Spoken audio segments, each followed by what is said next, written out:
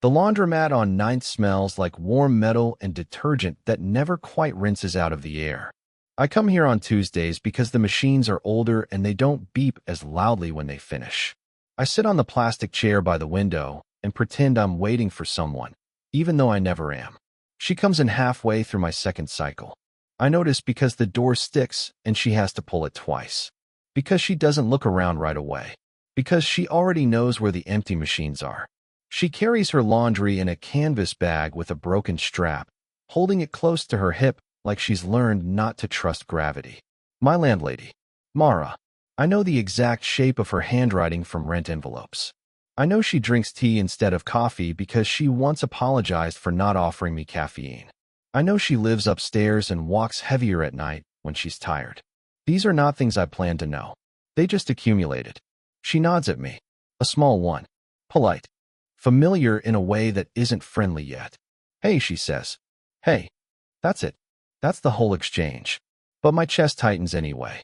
She loads her clothes with the efficiency of someone who's done this for decades. No wasted movements. She checks the lint trap, then wipes her fingers on a paper towel instead of her jeans. I watch her hands longer than I should and then look away, embarrassed at myself, like I've been caught staring into a window that isn't mine. My phone buzzes. Nothing important. A group chat I muted hours ago. I flip it face down and fold the corner of my receipt over and over until it's soft. Loneliness doesn't feel like sadness anymore. It feels like habits. Like buying food in single portions. Like saving articles I never read. Like typing messages late at night and deleting them because I can't remember who I thought would want them. Mara sits 2 chairs down from me. She opens a book but doesn't read it. Turns a page. Turns it back. The clock above the change machine ticks too loudly. Someone's dryer thumps out of rhythm. Did the hot water finally get fixed? She asks without looking up.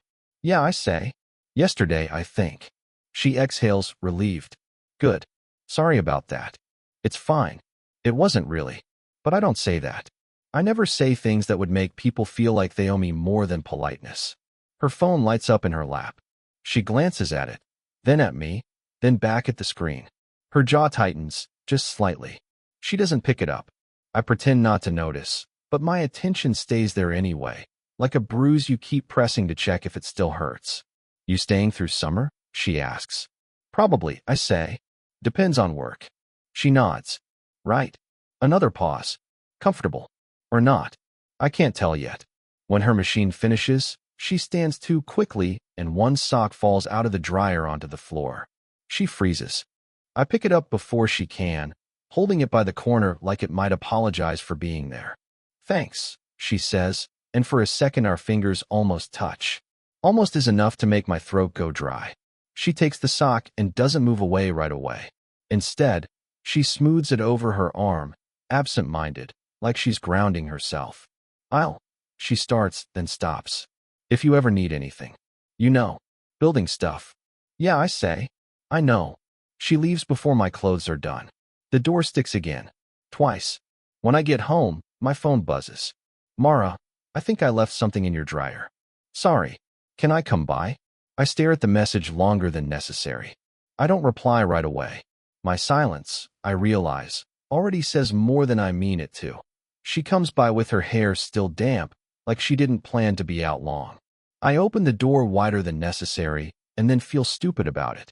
She stands there with her keys looped around her finger, the metal chiming softly when she shifts her weight. Sorry, she says again. I don't know how I missed it. It's fine. I tell her, stepping aside. I was just, yeah? Come in. My place smells like laundry soap and toast. It always does. She notices things the way adults do, registers, doesn't comment. Her eyes move from the stack of unread mail to the plant on the windowsill that's still alive, somehow. The sock? She asks. I pull it from the chair where I left it like proof. She laughs under her breath when she sees it, a small sound that feels earned. Thank you, she says. She doesn't reach for it right away. Instead, she looks at my kettle. Is that tea? Yeah. Do you want some? She hesitates, then nods. If it's not a hassle. It's not. We sit at the small table by the window. The kettle clicks off too early. I let it anyway. She wraps both hands around the mug like she's warming something deeper than her fingers. We don't rush to fill the space. Outside, someone drags a trash bin across the pavement, the sound scraping and familiar. I used to come here with my son, she says suddenly. When he was little. The laundromat, I mean. He liked watching the clothes spin. Said it looked like the world was thinking. I smile before I can stop myself. Does he still think that? She shakes her head. He's 21 now? Thinks the world is mostly broken. Sounds about right. She studies me for a second, then looks away. You're, what, 24? 25. Right. She exhales. I forget. There it is. Not said, but placed carefully between us. The difference. The line. She tells me she got divorced 3 years ago. Not in detail. Just the fact of it, like a weather update. I don't ask questions. I tell her I moved here for work and stayed because it was easier than admitting I didn't know where else to go. Sometimes, I say, staring at the steam curling up from my cup, I feel like I'm waiting for my life to start. And it's already late. She looks at me then. Really looks. No pity. No correction. I remember that feeling, she says. It doesn't go away the way people tell you it will. It just changes shape. Silence settles, heavier now, but not uncomfortable. Our knees are close enough that I'm aware of the space between them. I imagine closing it. Imagine her pulling back. Imagine nothing happening at all. She stands to leave first. At the door, she pauses, hand on the frame. You're a good tenant, she says, like it's a joke, like it isn't. As she passes, her hand brushes my arm. Light, accidental, unmistakable. She doesn't apologize.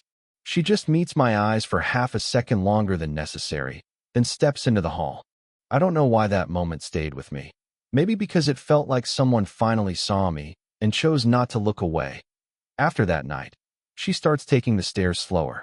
I notice because I hear her more. Because I start timing my evenings around the sound of her keys. Because I hate myself a little for that. I tell myself it's coincidence. Building noises. Old pipes. Anything but intention. We fall into a routine that pretends not to be one. She knocks when something needs fixing. A cabinet hinge. A smoke detector that chirps only at night. I help because it gives my hands somewhere to go. Because it keeps my eyes busy. Because standing too close to her without a reason feels dangerous in a way I don't know how to name yet. One evening she brings tea instead of an excuse. I made too much, she says, holding the thermos up between us. Figured I'd share. We sit on the floor this time, backs against the couch. The room is dim, the single lamp tilted too far to the left. Her knee brushes mine. Doesn't move away. She talks about her son again. About how he doesn't call unless he needs something. About how she keeps his old room exactly the same, like the mess might remember him for her. I listen. Nod. Say the right amount of nothing. I shouldn't be telling you this, she says suddenly, not looking at me. Why not? She smiles, thin. Because I'm supposed to be the adult. The word lands heavier than she means it to. After that, something shifts. She texts less. When she does, it's shorter. Efficient. Back to rent schedules and maintenance updates. The air between us tightens, like we both pulled a string and forgot to let go. I imagine things anyway. Her knocking late. Me saying something brave. Her saying stop. Or worse, not stopping. One night, I hear voices upstairs. Laughter. A man's, unfamiliar. I tell myself not to care. I care anyway. The kettle boils dry while I'm staring at the wall. A week later, I run into her in the hallway. She's dressed nicer than usual. Lipstick she doesn't usually wear. She startles when she sees me. Oh hey, she says. Too quick. Hey. Silence. The walls feel thinner. My son's visiting, she says, like it's an explanation. Like it's a warning. That's nice. She nods. Doesn't smile. It is. He comes down the stairs then. Tall. Too familiar in the way he moves. He looks at me, then at her, then back again. Something flickers across his face. Not accusation. Recognition. Mom, he says. She straightens. Steps away from me without meaning to. That night, she texts. Mara, I'm sorry if things felt unclear. I type and erase for 10 minutes. Me. I didn't mind. She doesn't respond. The next time we're alone, it's raining. Hard enough to trap us in the doorway. She's holding an umbrella she forgot how to open. I reach for it. Our hands overlap. Stay there. I don't know what you think this is, she says quietly. I don't think anything. I say, not a lie, not the truth. She looks up at me, close enough that I can see the tiredness under her eyes. The wanting, the restraint. For a second, just one, I think she might lean in. She doesn't. Her phone rings. She pulls back, answers it with a steady voice. I stand there, heart loud, watching the space close again. Almost, I think. Almost is starting to hurt. It happens on a Sunday evening, which feels unfair somehow. Sundays are supposed to be quiet, already halfway gone before you notice. She's outside, sitting on the low concrete wall near the front steps, shoes off, feet tucked beneath her. The sky is doing that late blue thing where everything looks unfinished. I almost don't stop. Almost let the moment pass like I've been practicing. Mara, I say anyway. She looks up, smiles like she's been waiting, then catches herself and lets it fade. Hey, she says. You heading out? No, just walking. Me too, she says, gesturing vaguely. Before I don't. I sit a careful distance away. Enough space to pretend we're being responsible. Too close to actually be. We watch a couple across the street struggle with a grocery bag until it splits, oranges rolling everywhere. Neither of us laughs. You've been avoiding me, I say. The words surprise me by existing. She exhales through her nose. I've been trying not to make things harder. For who? She doesn't answer right away. Her fingers worry at a loose thread on her sleeve. Pull. Stop. Pull again. I don't trust myself lately, she says. That's usually my cue to step back. The admission hangs between us. Gentle. Dangerous. I saw you with him. I say before I can stop myself. The other night. Upstairs. Her head turns sharply. Not angry. Just caught. That was, she pauses. A friend. Nothing happened. I nod, embarrassed by the relief I don't hide fast enough. She notices. Of course she does. That's not fair, she says quietly. For you to feel things I can't let myself. I didn't say I felt anything. She looks at me then. A long look. The kind you don't give unless you're ready to be honest or disappear. You don't have to say it, she says. I see it. Something in my chest breaks open. Not painfully. More like a door finally giving up. I just don't want to be invisible, I say. I'm tired of pretending I don't notice when someone notices me back. Her shoulders soften. She shifts closer without meaning to. Our knees touch this time. Neither of us moves away. I notice you, she says, barely above a whisper. That's the problem. We sit like that, the city humming around us, the space between breaths doing more talking than either of us could manage. I think about leaning in, about how easy it would be, about how hard everything after would become. She lifts her hand, hesitates, then rests it on my knee. Light. Grounding. Her thumb presses once, like punctuation. If I were different, she starts, then stops. Swallows. If you were, we both laugh, short and broken. The truth of it hurts less when shared. Her phone vibrates in her pocket. She ignores it, looks at me instead, eyes dark with something unguarded. Tell me, she says. What do you think would happen if we didn't stop ourselves? The question sits there, open-ended, terrifying, full of possible endings. I don't answer. Not because I don't know. Because I do. She cancels the next week without saying she's canceling. No knock. No text about the leaky faucet she'd been meaning to show me. No thermos. The stairs stay quiet. I tell myself this is what stepping back looks like. Mature. Necessary. I practice agreeing with it. I stop timing my evenings. I start eating dinner earlier. I take a different route home so I don't pass the front steps. I don't check my phone as often, which is a lie. I check it more, but with less hope attached. That feels like progress somehow. 3 days in, I get a message. Mara, I'm going to be busy for a bit. Just wanted to let you know. No apology. No explanation. A clean line drawn with careful hands. Me, okay. Thanks for telling me. I type hope everything's okay and delete it. I don't want to sound like I'm asking for a window. Busy turns into absence. The building feels different without her small, practical interruptions. The hallway light flickers for 2 nights before someone else fixes it. A package sits by the door for a full day before disappearing. I start to realize how much of the place was quietly hers. I hear her again a week later, late. Voices. Two this time. One I recognized without meaning to. Her ex. I've only seen him once before, years back, in a photo frame she keeps face down on the shelf by the mailboxes. He's taller than I imagined. Older than I expected. He laughs easily. Like someone who's confident he belongs where he's standing. They don't argue. That's the worst part. They sound practiced. Familiar. The kind of ease that doesn't need to prove anything. The next morning, there's a note taped to everyone's door about a temporary change in management.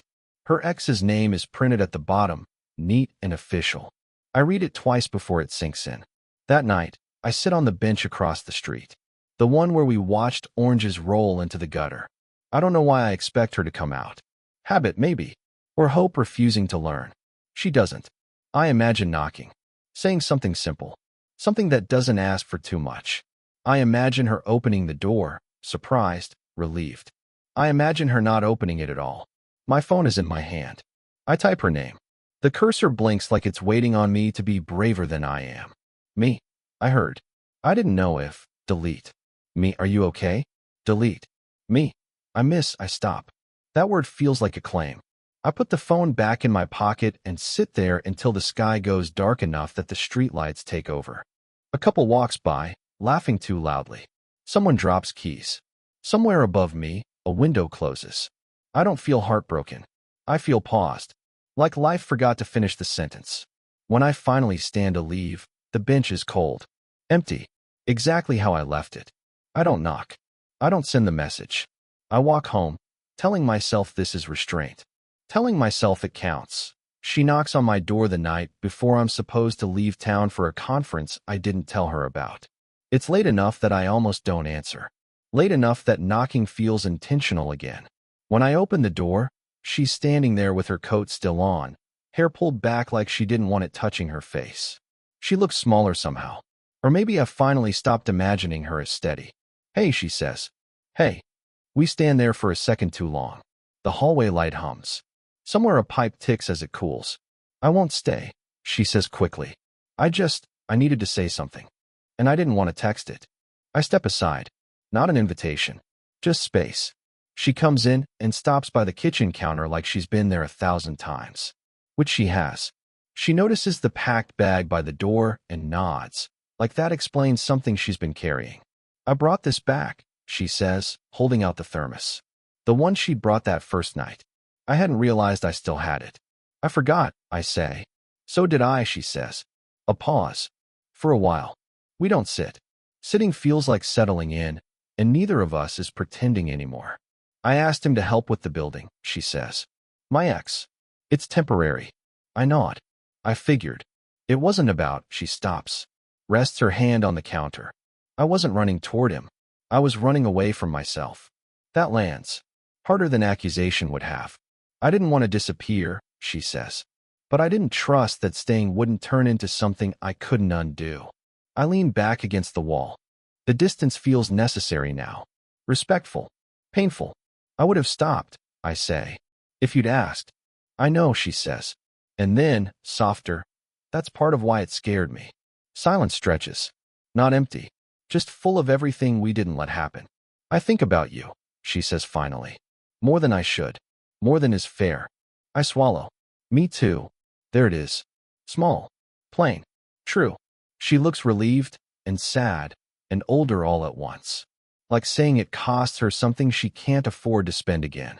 I'm not asking for anything, she says. I just didn't want you to think you imagined it. I step closer. Not all the way. Just enough that she doesn't have to raise her voice. I didn't, I say. Her eyes meet mine. For a second, the world narrows to breath and inches and memory. I think about kissing her.